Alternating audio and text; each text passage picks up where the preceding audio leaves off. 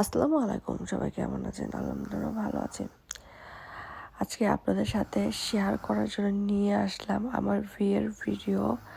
আসলে আজকে আমার বিয়ের 10 বছর পূর্ণ হলো, তো ভাবলাম যে আপনাদের সাথে আমার বিয়ের যেই একটা ট্রেলার ছিল 3 মিনিটের, সেখান থেকে আরেকটু শর্ট করে একটু আপনাদের সাথে শেয়ার করি।